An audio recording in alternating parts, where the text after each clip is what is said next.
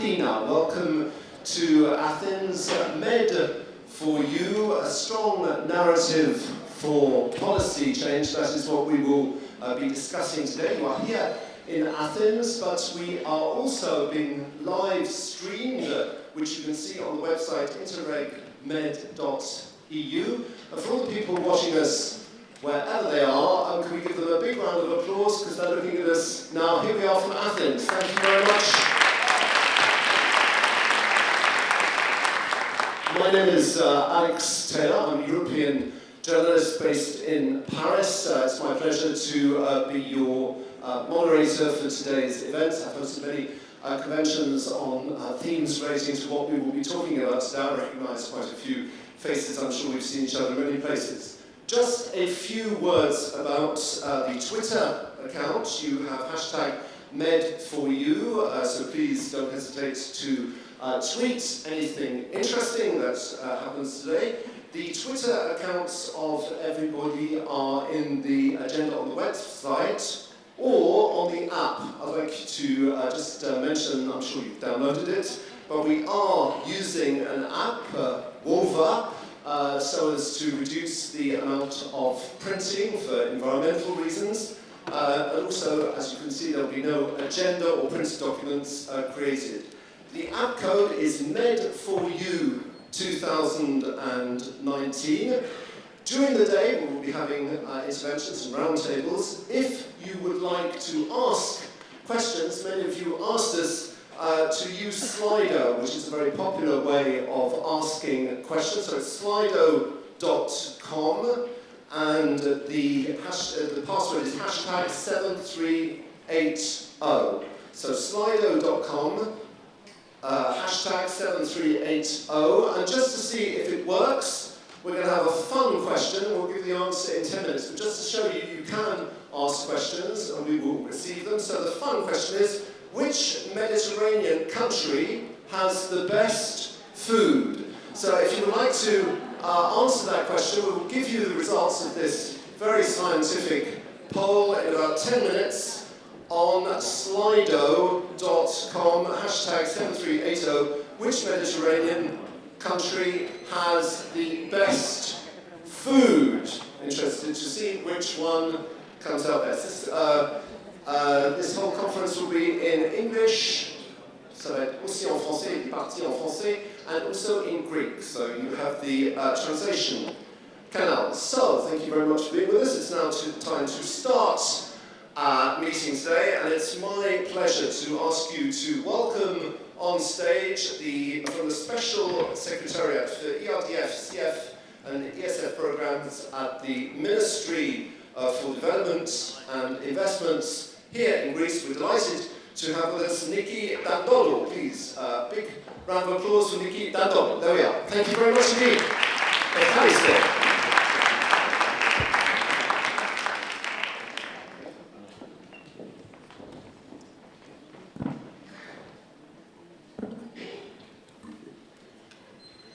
Καλημέρα σας. Good morning. Bonjour. Αξιότιμες κυρίες και κύριοι, με ιδιαίτερη χαρά σας υποδεχόμαστε και σας καλωσορίζουμε σήμερα στην Αθήνα, στην Ελλάδα, εκ μέρους του Υπουργείου Ανάπτυξης και Επενδύσεων. Η Μεσόγειος είναι μια λέξη που χρησιμοποιούμε από τον Όμηρο 5.000 χρόνια πριν για να υποδείξουμε την κοινή μας θάλασσα, Mare Nostrum. Είναι ένα σταυροδρόμι, ένα αμάγαλμα πολιτισμών και των τρόπων ζωής μας και ένας κόσμος σε διαρκή εξέλιξη. Η Μεσόγειος είναι το πεδίο επαφής των πολιτισμών μας από την αρχαιότητα μέχρι σήμερα. Το σημερινό πρόγραμμα είναι ίσως μόνο μια μικρή αλλά πολύ σημαντική εξέλιξη όλης αυτής της συνεργασίας που παίρνει διάφορες μορφές στη διάρκεια των χρόνων. Μια συνεργασία μεταξύ εθνικών, περιφερειακών και τοπικών φορέων που υποστηρίζονται μέσω του προγράμματος MED, δημιουργούν τις προϋποθέσεις για την ανάπτυξη νέων πολιτικών μέσω ιδιαίτερα καινοτόμων προσεγγίσεων στον χώρο προγραμμάτων του Ίντερνετ. Προχθές βρέθηκα στην Επιτροπή Παρακολούθησης και είχα την ευκαιρία να πληροφορηθώ τα νεότερα σχετικά με την πορεία του διαδρατικού προγράμματος του ΜΕΤ στην τρέχουσα προγραμματική περίοδο του 2014-2020. Γνωρίζουμε ότι το ΜΕΤ έχει πολλά καινοτόμα στοιχεία να επιδείξει, τόσο στον τρόπο διαχείρισης, όπως τη σπονδυλωτή δομή των έργων, όπως τα οριζόντια έργα, ή άλλα πιλωτικά έργα, όπως την πλατφόρμα της Μεσογειακής Διακυβέρνησης Panoramet και τα στρατηγικά έργα πολλών αξώνων, όπως το άξονα 4. Όπως ίσως γνωρίζετε, το ΜΕΤ έχει βρει μια εξαιρετική ανταπόκριση και στους ελληνικούς φορείς, τόσο στην τρέχουσα προγραμματική περίοδο, όσο και στην προηγούμενη, κάτι το οποίο μας ικανοποιεί ιδιαίτερα και θεωρούμε ότι έχει βάλει τις βάσεις για κάποιες ευρύτερες και σταθερότερες συνεργασίες.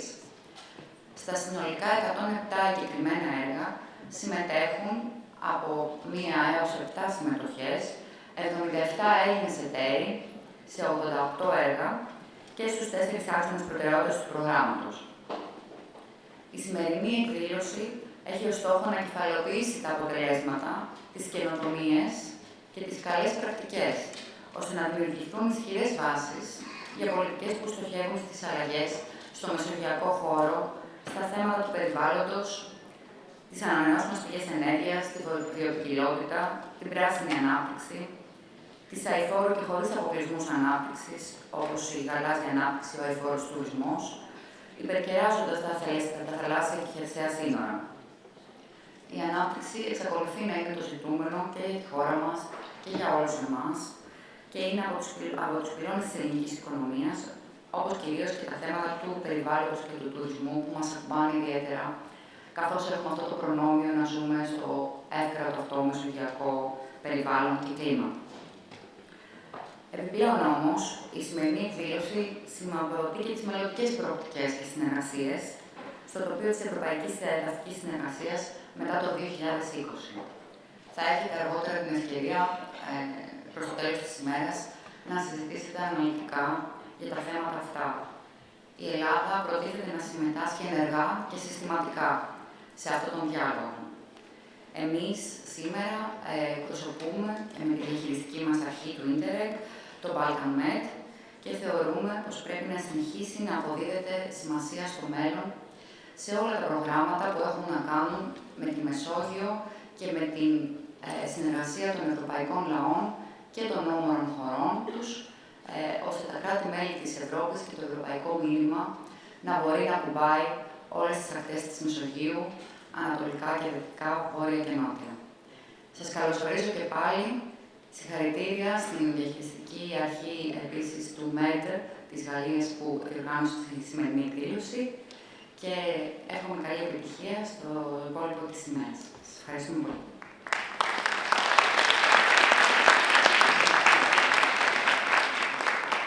Evcharisto, thank you very much indeed for your very warm welcome here in Greece. We are now delighted to welcome from the Région Sud-Provence-Alpes-Côte d'Azur the managing authority of the Interreg MED programme. On est ravis de vous avoir, je pense que vous allez vous exprimer en français.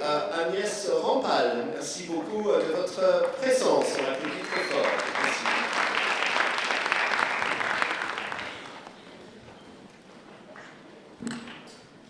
Chers amis méditerranéens, j'ai demandé à ce que toute l'équipe qui gère ce programme Interreg MED avec nous en région Provence-Alpes-Côte d'Azur vienne sur la scène pour que vous les connaissiez et que vous puissiez les applaudir.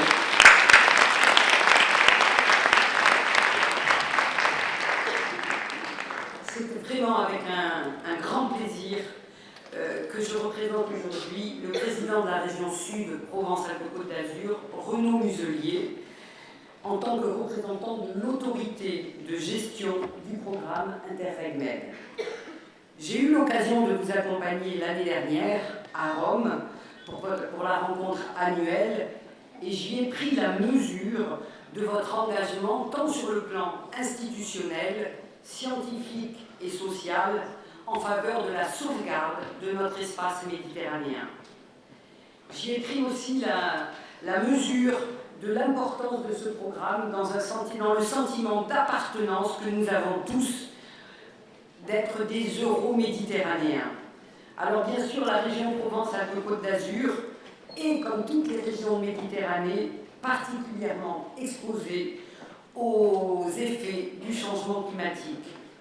Les premières conclusions du groupe de travail sollicité par l'Union pour la Méditerranée, qui regroupe une centaine de scientifiques spécialistes du climat, sont absolument préoccupantes. La Méditerranée est un hotspot. Le réchauffement climatique y est 20% plus rapide que dans le reste du monde.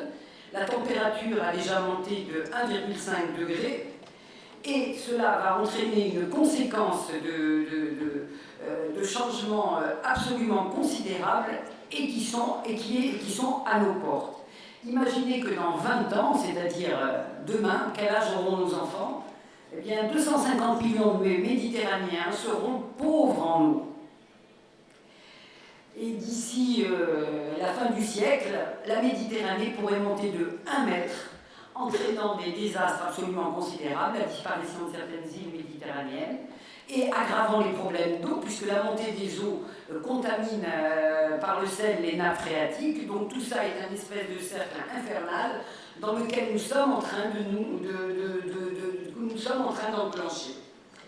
Alors certes, on ne peut plus empêcher ce réchauffement climatique, mais nous devons faire tout pour en atténuer l'escalade. Il en va de la qualité de vie de nos enfants et je dirais même du maintien de la vie en Méditerranée.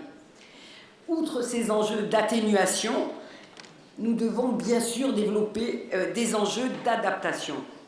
Pour les populations méditerranéennes, quand même, c'est 517 millions d'habitants. Vous imaginez, on dit que notre région est la plus impactée par le réchauffement climatique après l'Arctique. On est très triste pour l'Arctique, mais enfin, il n'y a pas 517 millions d'habitants. Certes, on va voir peut-être la disparition des ours blancs, et on en est tous désolés, mais nous, les conséquences sont autrement humaines et urgentes à régler. Donc les conséquences sur l'agriculture, sur les forêts, sur l'urbanisme, qui sont très impactées, bien évidemment, par ce réchauffement climatique. Je cherche ma page, donc c'est... Voilà. Alors bien sûr que nous, en région Provence-Alpes-Côte d'Azur, nous avons fait de cette lutte contre le réchauffement climatique l'axe prioritaire de notre mandat depuis 2015, et afin de limiter l'émission de gaz à effet de serre, afin de réduire l'ampleur de ce changement climatique et de s'adapter à ses impacts. C'est une ambition forte, puisque nous avons un plan climat que nous avons appelé une COP d'avance, qui se décline en 100 mesures qui sont d'ores et déjà quasiment toutes largement mises en place et qui représente aujourd'hui le tiers de notre budget annuel. Il est représenté il y a encore 2-3 ans que le quart. Donc c'est vraiment un gros investissement que nous faisons. Et c'est bien pour ça que je me réjouis de l'avancée de vos projets transnationaux qui participent pleinement à une meilleure gestion de nos déchets, à une protection de notre faune et de notre flore marine mise à mal ô combien, à une protection de nos côtes qui sont grignotées par la montée des eaux, à une recherche et une consolidation des sources d'énergie propres et plus efficaces, à l'affirmation d'un développement économique, d'un développement touristique et de transport qui passe au travers de processus d'innovation plus soutenables. Toute action et investissement du programme MED aura davantage d'impact si nous travaillons tous ensemble dans le même sens pour une seule et unique Méditerranée sans tenir compte des frontières physiques.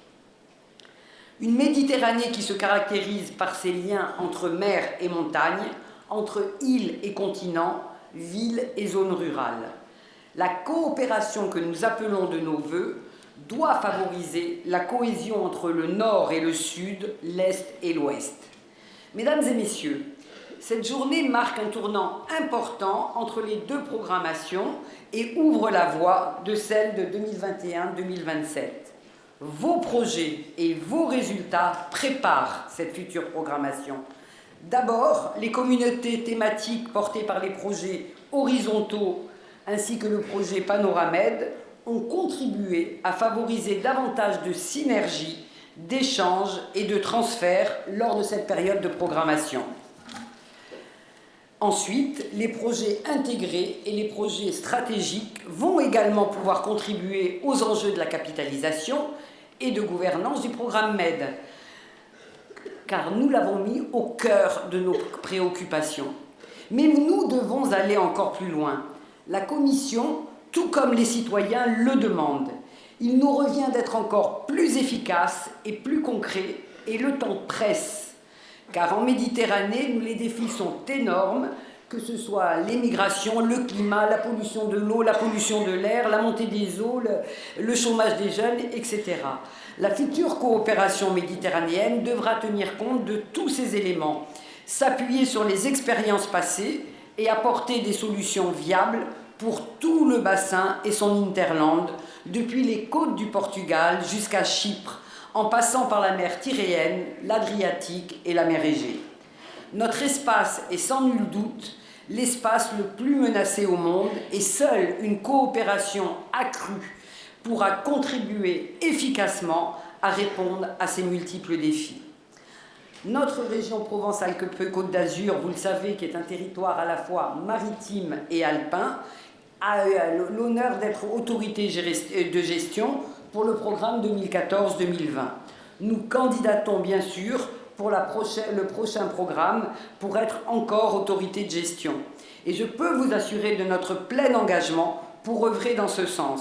Et je crois que là, on peut remercier toute l'équipe qui gère ce programme. Ils sont 22 autour de Curcio Cervelli et de Taria Richard, à Marseille, et je peux vous dire que ce sont de vrais Méditerranéens et qu'ils ne ménagent pas leurs efforts pour la réussite de ce programme, et il en sera de même pour le futur. Je crois qu'on peut encore les applaudir.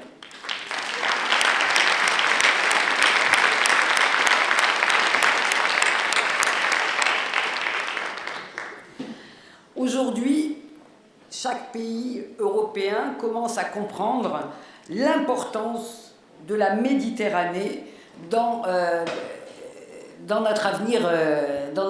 notre avenir immédiat. Nous sommes totalement Europe-Méditerranée interdépendants. D'ailleurs, le président Macron a eu cette phrase « Il faut recentrer l'Europe sur la Méditerranée ». C'est un constat juste, car les défis partagés sont immenses, je viens de le dire. Et notamment au niveau des villes, parce que je dois quand même rappeler qu'au niveau des villes qui vont être impactées par le changement climatique, sur les 20 villes les plus impactées au monde, eh bien 10 sont en Méditerranée. Donc aujourd'hui, les défis sont là. Pour autant, on ne réglera pas les problèmes de la Méditerranée sans travailler avec les pays de la rive sud. Méditerranéum, la mer entre les terres de nos ancêtres latins, n'a jamais aussi bien porter son nom. Aussi, je rêve d'une macro-région méditerranéenne qui nous permette de travailler tous ensemble, vite et bien, à relever ces défis. La Méditerranée ne peut pas continuer à être hémiplégique. Je suis sûre, et je sais déjà, d'ailleurs j'en parlais avec le commissaire Atkin, que la future programmation, notamment du programme Interreg Med, nous permettra d'associer des partenaires du Sud, et c'est vraiment une immense satisfaction. Rappelons-nous, n'oublions jamais ce que disait le poète Valéry, « Les civilisations sont mortelles. Nous sommes à l'aube de grands bouleversements. Serons-nous capables d'inverser cette terrible pente ?» Je suis sûre que la journée de travail que vous allez suivre eh bien, va permettre effectivement à enclencher ce réveil et cette impérieuse nécessité de travailler à fond pour notre Méditerranée. Albert Camus, grand écrivain méditerranéen, disait la plus grande générosité envers l'avenir, c'est de tout donner au présent. Je sais que vous avez déjà beaucoup donné à travers ce programme Interreg Med, mais il va nous falloir tous donner encore beaucoup plus. Je vous remercie.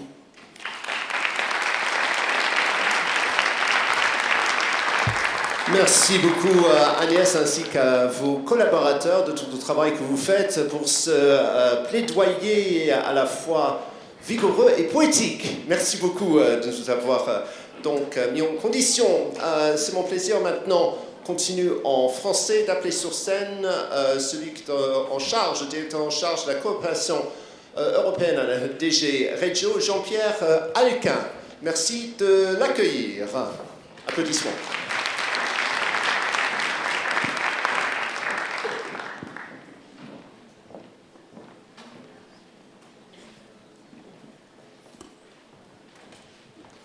Bonjour. Chère Madame Dandoulou, secrétaire d'État au secrétariat spécial pour les fonds européens de développement régional, les fonds sociaux européens et les fonds de cohésion. Merci. Chère Madame Rampal, représentante de la région Sud, Provence-Alpes-Côte d'Azur. Mesdames, Messieurs, j'ai le privilège d'être avec vous aujourd'hui. J'ai le privilège d'être à la rencontre de la famille Interreg de la Méditerranée, dans sa diversité, avec des représentants du secteur public, des représentants du secteur privé, des représentants de la société civile. Je tiens à remercier en introduction d'abord la région Sud-Provence-Alpes-Côte d'Azur pour avoir organisé cet événement. Je voudrais aussi saluer chaleureusement l'hospitalité de nos amis grecs. Dans cette conférence, nous aurons l'occasion de débattre du futur de la Méditerranée. Aujourd'hui, nous avons le plaisir de nous retrouver pour faire le point sur les résultats du programme Interreg-Med, sur sa capacité à contribuer au changement dans ces régions.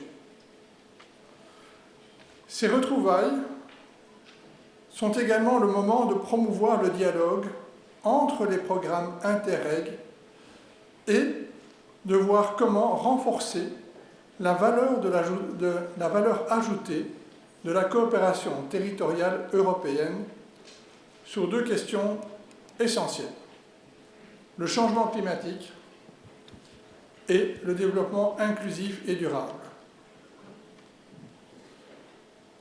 L'organisation de la journée d'aujourd'hui et ces thèmes qui sont au cœur de nos préoccupations, son format original sur le modèle d'une pièce de théâtre, sont à l'image du programme Interreg-Med, innovant et entreprenant. Mesdames, Messieurs, cette discussion a également lieu au moment où les contours des programmes européens pour la période 2021 et 2027 commencent à se dessiner. C'est également au moment où nous allons avoir une transition à Bruxelles entre le collège de la commission dirigée par le président Juncker et le collège de la commission présidée par Madame Ursula von der Leyen va avoir lieu.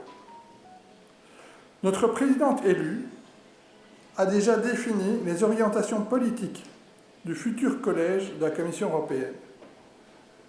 La première priorité des nouvelles orientations politiques est le lancement d'un pacte vert dans les 200 jours. La seconde priorité est la promotion d'une économie au service des personnes. La nouvelle Commission se veut également au service de tous les citoyens de l'Union européenne, qu'ils soient au sud, au nord, à l'est ou à l'ouest de l'Union européenne. Pour atteindre ces objectifs, il nous faudra travailler tous ensemble, il nous faudra coopérer au-delà des frontières de chaque État membre, au-delà des frontières de l'Union européenne. Et pour cela, il nous faut une base solide qui permette à cette coopération de se développer. Mesdames, Messieurs, ce que je voulais dire, c'est que la journée d'aujourd'hui est vraiment au cœur des priorités politiques de l'Union européenne et de la nouvelle Commission. Pour faire face aux changements et aux défis que vous voulez relever, il est essentiel que l'Europe dispose d'une coopération territoriale européenne plus efficace, qui crée des conditions meilleures pour la mise en œuvre des programmes et d'initiatives politiques, notamment par des simplifications ambitieuses, mais aussi par des rationalisations. Cette remise en cause est d'autant plus nécessaire que pour la première fois depuis la création des programmes Interreg, il y a presque 30 ans, nous serons vraisemblablement confrontés à une réduction de l'enveloppe financière destinée à supporter la coopération territoriale européenne. Une rationalisation de nos modes de faire est donc nécessaire. Certains axes de cette rationalisation sont déjà mis en œuvre. Vous le savez probablement, mais à l'avenir, toutes les formes de coopération Interreg vont être regroupées au sein d'une seule direction générale, au sein de la Commission européenne, et également au sein d'un seul règlement. C'est un premier pas. Et nous devons envisager toutes les options disponibles à Bruxelles et également sur le terrain. Notre objectif doit rester de maximiser la valeur ajoutée de la coopération territoriale européenne en prenant soin de chaque euro disponible. Je vous souhaite donc de mener des débats stimulants et j'espère que la conférence apportera des pistes concrètes sur 3 sujets fondamentaux. Le premier, c'est de renforcer la coopération entre territoires. Le deuxième est d'approfondir la coordination entre tous les programmes Interreg, mais également entre tous les programmes de l'Union européenne. Et le troisième est de s'assurer que nous puissions avoir une concentration stratégique des ressources sur nos objectifs principaux. Je vous remercie de votre attention.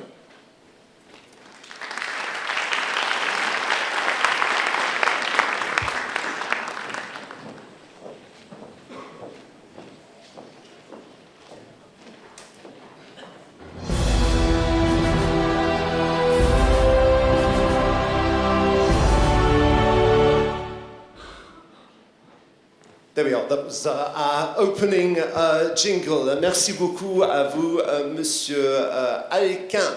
Let's have a look at the results of the poll. A few minutes ago, you went on to Slido to answer the question about which Mediterranean food you think is the best. I'm going to find the results with you. So which Mediterranean country has the best food? So you can answer questions like this. Let's have a look at the answer. If we can have the answer. There we are. Croatia. Anybody from Croatia here? Or did you vote several times? Italy, Greece, of course, Spain. Whichever has Grand Mas. Oh, come on, Italy, Croatia, Montenegro, Metzi, Croatia, I'm not sure what that is. Spain, of course. La France, quand même. And Cyprus. There we are. Catalonia, también. Okay, so there we are. That's just to show you that you can ask questions, and I will ask them to our panelists. I would like to tell you that you can check the program of the Agoras during lunch. We will have the Youth Climate Keynote speech from Augustin Bolu, and also there will be a photo competition, ladies and gentlemen, running. There are 3 categories: the Public Award, Social Media Award, and the Jury Award.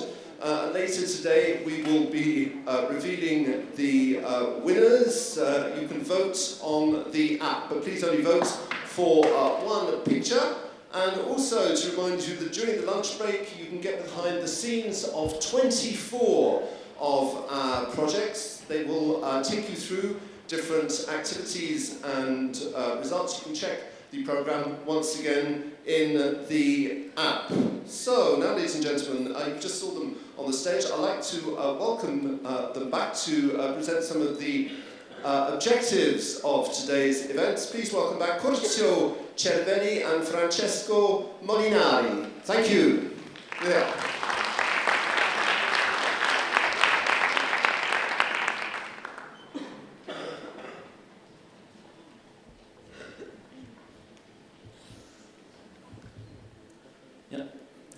Kalimera, bonjour, good morning. Just a few words to introduce the event. We are in the middle of the program period, and we already achieved some important results. But now we have, thank you. We have other challenges by the end of the program, and as we have understood, also for preparing the new program period. The word maybe most important for today and for the 3 years we have to implement the end of the program is the cooperation. As you have understood, the European Commission asked us to cooperate better, stronger. The MED program already worked in that sense. You know very well that because you are experimenting that approach within the horizontal project communities, thematic communities, and also in your own projects. But it's also a need for the programs. We have today some colleagues coming from all the Mediterranean cross-border and transnational programs. So it's up to us also to offer you a new platform coming from the program side, not only the project. So, first of all, we are here today to discuss about your results until today, but not to stop here, to go further, to have a new dimension, a new approach on capitalization. As you know, we will have new horizontal projects, but not to continue to work on community building as it was the case until now, but to externalize, to transfer really your results. So what is important is to apply your result now, and we need to synthesize, to create synergies. This is the first job we will ask you to put in place. We also have strategic projects. They have been approved very recently. And now the Axis 4 on governance is complete. Not only Panorama is present, but also strategic projects. So we will have the opportunity to work differently, merging the top-down and the bottom-up approach in the last 3 years we have. This is the first main challenge for the future. But at the same time, as you know, we have to prepare. You have understood that the Région Provence-Alpes-Côte d'Azur also continue to be candidate for the new program period. We are not sure about the final results, of course. But in any case, we will work during the next year to prepare with member states a program to favor the cooperation, the synergies, as the European Commission asking us. So we need, of course, your input. We need to have the opportunity to transfer your results, working with all other programs in the Mediterranean area, with the mainstream, the regional programs. This is the last challenge we have altogether. We will start very soon to work on the new thematic priorities. Concentration is the other word we can use today. But I think that it will be more comfortable for all of us to select the best appropriate themes for the future, if you will participate also through your contribution to the selection. So you are still there.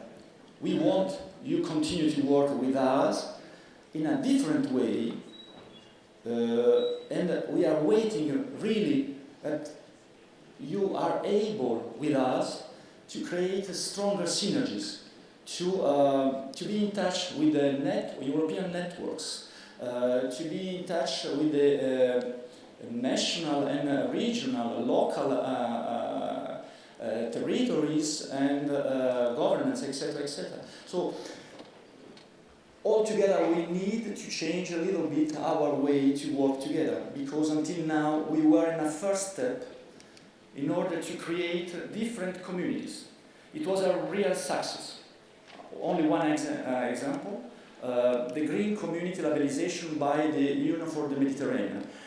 It will be impossible that the Union for the Mediterranean was interested by a single project working in the green community, but it was not the case for the community itself. So we need really to gather all our resources, all our skills, competencies, in order to impact better and better the Mediterranean area. So thank you very much for your work and to continue to do exactly the same and better for the future. Thank you very much.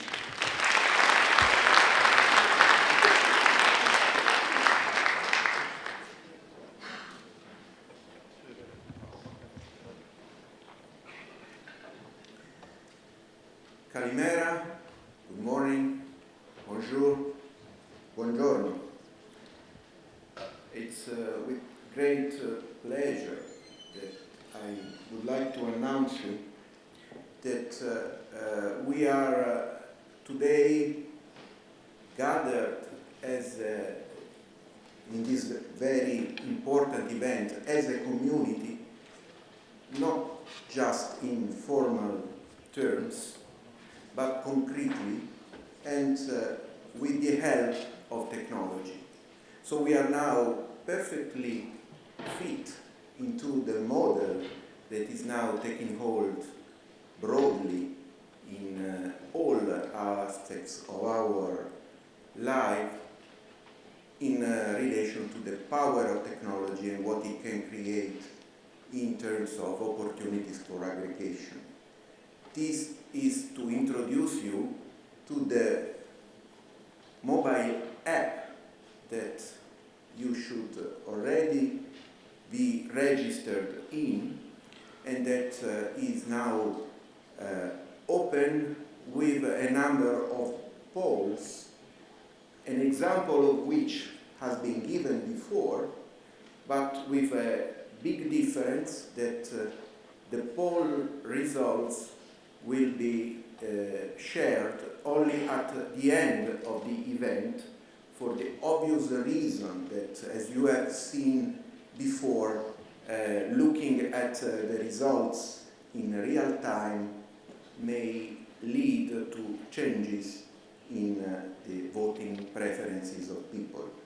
So what is now being done is to send you in your personal space within the app a number of questions that are related to the goals of this day as they have been presented before by the keynote speakers. We would like to ask you to contribute with your replies and your preferences. It takes seconds to answer, but we think it is a nice complement, this approach, to the other goals and initiatives that characterize this event for two reasons. One, as I just said, we are now having the possibility of demonstrating that an active and interactive use of technology can give meaning to being part of a community, the community of projects and project participants gathered in this event. The other reason is related to my personal task in this conference, which I have the honor to undertake, that is to be the rapporteur of the event, delivering a short note in the following weeks to the attention of all of you and all the stakeholders who may have missed this event. It is a shared opinion that these minutes, this document to be released after the event can be enriched and strongly influenced by the opinions that will be expressed by you, all of you, in relation with the goals of the conference.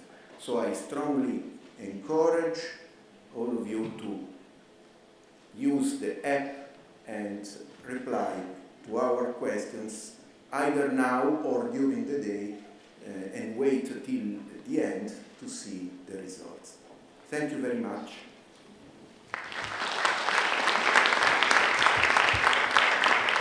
Thank you very much indeed to Francesco and Curzio.